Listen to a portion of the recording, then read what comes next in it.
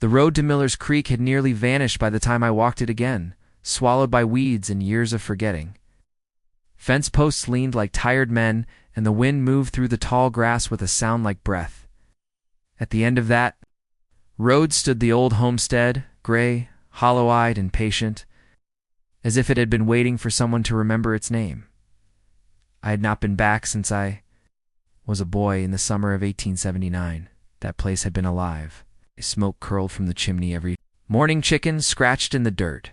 Laughter drifted out through open windows and carried across the fields. The land belonged to Thomas Whitaker, a quiet man with rough hands and a gentle voice, and to his wife Eleanor, who could make even hard times feel warm just by humming while she worked. They had one daughter, Rose. Rose was small for her age and shy with strangers, but she had a way of looking at the world as if it were full of secret doors. She talked to the wind, listened to the trees, and said the house spoke to her at night. Folks smiled at that and called it imagination. No one ever thought to be afraid. Then the winter came early. The cold of that year was cruel and sudden. Crops failed. Snow buried the fields before the harvest could be saved. Thomas took work hauling timber upriver, promising to return before Christmas. Eleanor stayed behind with Rose, trusting in faith and habit, as people often did back then. Thomas never came home. Some said the river took him. Others said he wandered west with the fever that was spreading through the camps. No body was ever found. By spring, the homestead felt different. The laughter was gone. Smoke rose from the chimney less often. Eleanor grew thin, her eyes always fixed on the road, waiting for footsteps that never came. Rose changed too. She spoke less, but she listened more. At night, neighbors said they saw a lamp moving from room to room long after Eleanor had gone to bed. When asked, Rose only said the house was reminding her of things it did not want forgotten. One evening, Eleanor fell ill. The fever burned fast and fierce. With no doctor close enough and no one to ride for help through the storm, Rose stayed by her mother's side, holding her hand as the wind howled against the walls. Just before dawn, Eleanor whispered her last words, telling Rose she was loved and that she must be strong. By morning, the homestead was silent. The neighbors came when the storm broke, but they were too late. They buried Eleanor beneath the old oak at the edge of the field.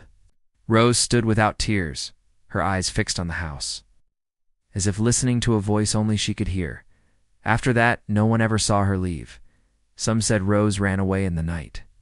Others believed she wandered into the woods and was lost. But few swore that on certain evenings a small figure could be seen at the upstairs window, watching the road with endless patience. Years passed. The land was sold, then abandoned. The roof sagged. The fields returned to wild grass, and yet people avoided the place. Horses grew restless near it. Dogs refused to cross the gate. Travelers claimed they heard soft footsteps on the porch, or a child's humming carried by the wind. Now, standing there as a grown man, I pushed open the door. Dust filled the air, dancing in the light like memories unwilling to settle. The rooms were empty, but not cold. The walls seemed to hold warmth, as if the past still lingered just beneath the surface. In the upstairs bedroom, I found a small wooden doll resting on the windowsill, untouched by rot or time.